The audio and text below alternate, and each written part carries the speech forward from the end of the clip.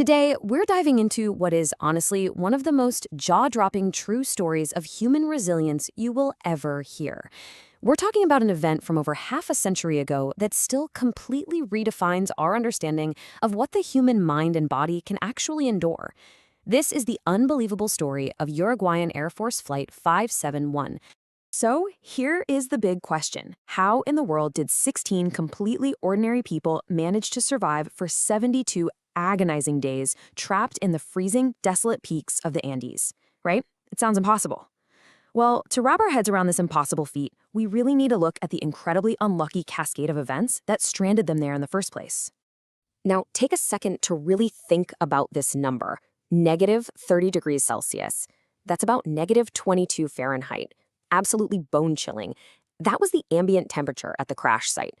Think about that, because it throws us right into the brutal, freezing reality these passengers were suddenly thrust into. These weren't seasoned mountaineers. They had zero winter gear. They were basically wearing street clothes in a world where the cold alone was a totally lethal enemy. Part 1. The Route to Disaster. Okay, let's set the scene. It's Friday, October 13th, 1972. A totally standard, routine flight leaves Mendoza, Argentina. On board, 40 passengers, mostly young guys on a rugby team, plus 5 crew members. They're heading to Santiago, Chile, which is a really short hop, just about 180 kilometers away. The pilot, super experienced. He'd flown this exact route over 50 times. But there was a massive, literal roadblock in their way. The 15,000-foot peaks of the Andes Mountains. You just couldn't fly in a straight line. So the flight path actually required this very precise U-shaped detour. They had to take off, head south to gain enough altitude, turn west to the Planchon Pass to cross over the highest peaks, and then finally turn north of Curacao, Chile to start their descent into Santiago. It's a precise, multi-step maneuver. Pretty standard stuff, usually. But on this specific day, there was heavy cloud cover completely obscuring the ground below. They were essentially flying blind. Because they couldn't see the mountains below them, they had to rely on air traffic control and an old-school navigational technique called dead reckoning. Basically, this means you calculate where you think you are based on how fast you've been going and how much time has passed since your last known location. It's an educated guess. And, sadly, this is exactly where the fatal flaw happened. Normally, crossing from that pass to Curacao took about 11 minutes, but the co-pilot, making a severely flawed dead reckoning calculation, radioed Santiago Air Traffic Control and told them he'd reached Curacao in just 3 minutes. 3 minutes. Air traffic control couldn't verify the plane's real location because their radar couldn't penetrate the mountains, so they just blindly approved the request to descend. They had absolutely no idea that Flight 571 hadn't crossed the mountains at all. They were actually flying right over the absolute worst part of the treacherous Planchon Pass. Believing they were totally clear of the mountains and ready to land, the pilot pushed the nose down right into the clouds. And when they finally broke through that cloud cover, a massive, jagged, snow-covered peak was looming directly in front of them. The pilot pulled up as hard as he could, but it was too late. The plane clipped the mountain. The tail completely snapped off, and the fuselage, the main body of the aircraft, slid down the side of a glacier like a toboggan, violently slamming to a stop at a terrifying 11,500 feet up. Part 2. Abandoned in the Andes. Just surviving that impact was an absolute miracle. But, tragically, 12 people died instantly, mostly those sitting in the back when the tail sheared off. That left 33 initial survivors. Now picture this. They're battered, they're in shock, and they are suddenly trapped inside a mangled metal tube with the entire back end ripped wide open. The freezing air is pouring in, and the oxygen is incredibly thin up there. Things went from bad to unimaginably worse in a matter of days. A huge search operation kicked off. 11 aircraft from 3 different countries looking for them, but the plane's white roof just blended flawlessly into the snow. By day 8, the search was officially called off. On day 11, the survivors managed to get a tiny radio working in the cockpit, only to hear the crushing news that the world had given up on them. They were completely on their own. And then, as if that wasn't enough, on October 29th, a massive avalanche crashed into the fuselage in the dead of night, burying them alive and claiming 9 more lives. Part 3. Surviving the impossible. This is where human ingenuity just takes over when all hope seems lost. Using literally nothing but the twisted wreckage around them, these guys engineered some incredibly brilliant survival tools.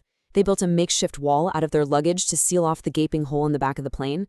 The glaring sun on the snow was burning their eyes, so they cut up the green plastic sun visors from the cockpit to make sunglasses.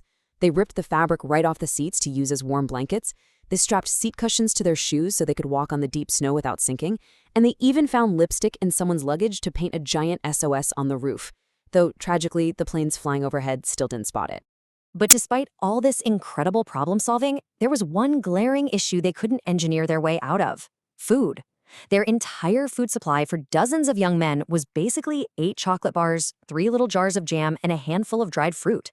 They were carefully rationing mere crumbs. Desperation set in. They actually tried eating the leather from the luggage and the cotton stuffing from the plane seats, which of course just made them horribly sick. At 11,500 feet, there is zero vegetation, no animals, nothing. Starvation was setting in rapidly, with some guys losing 40% of their body weight. And this brings us to a reality that is definitely difficult to talk about, but it is absolutely vital to understanding how they survived. We have to look at this totally objectively. Faced with literally starving to death in a frozen wasteland, the survivors had to make a completely agonizing, heartbreaking, but biologically necessary choice. To stay alive, to literally just keep their hearts beating in the negative 30-degree cold, they had to consume the bodies of their deceased friends. It was the ultimate desperate decision, made out of a pure, primal instinct to survive when there was absolutely no other source of energy on that mountain.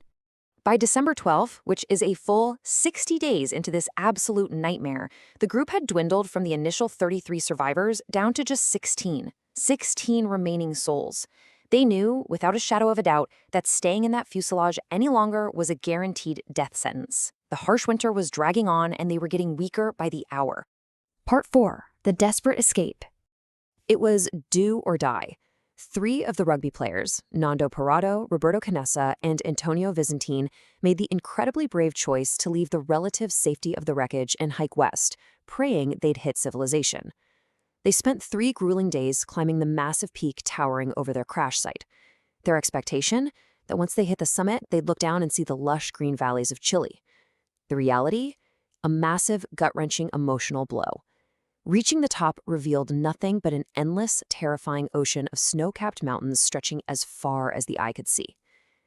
Realizing this journey was going to be vastly longer than they ever imagined, they made a really tough strategic call. They sent Vizzentine back to the fuselage, so Parado and Canessa could take his share of the remaining food. So now it's just 2 men against the mighty Andes, and they're looking at a staggering 61-kilometer trek. Over the next 10 days, completely exhausted, freezing, and starving, they navigated this insanely dangerous terrain.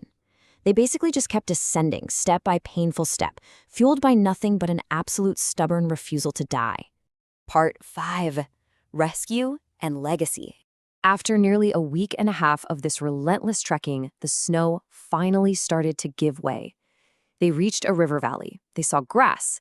They saw signs of life. And then, an absolute miracle. Across the rushing river, they spotted a local man on a horse. The river was way too loud to shout over, so the man brilliantly wraps a piece of paper and a pen around a rock and lobs it across the water to them. Parado scrambles to write down a desperate explanation of who they are and what happened, and throws it back. The man reads it, nods, and immediately gallops off to alert the Chilean authorities. The impossible actually happened. The authorities were completely floored. I mean, nobody believed anyone could still be alive after 2.5 months in the high Andes. On December 27, 1972, exactly 72 days after the plane vanished, 3 rescue helicopters flew right back into those lethal peaks, guided by Parado and Canessa. Even the hardened military pilots were completely astounded when they saw the terrifying altitude and the impossible terrain these guys had conquered. And they did it with 0 professional gear. Against all odds, all 16 remaining survivors were successfully airlifted off the mountain and brought back to the world. It was an outcome that defied every law of nature, logic, and probability. Later on, authorities went back to the crash site. They respectfully gathered the remains of the 29 people who didn't make it and buried them in a mass grave right there on the mountain. Over that grave, they built a simple, incredibly powerful memorial out of stones. It's a silent testament to both immense tragedy and unbelievable triumph, and it's still standing there today, 11,500 feet up. This memorial, and really this entire explainer, leaves us with such a profound reminder of what human resilience actually looks like. When you strip away every single modern comfort, when you face the absolute extremes of nature, the human spirit's capacity to adapt, endure, and fight for life is just, it's nearly limitless. It really makes you stop and wonder, right? If ordinary people can survive 72 days in the frozen Andes using only their ingenuity and their sheer will to live, what impossible mountains in your own life are you capable of conquering?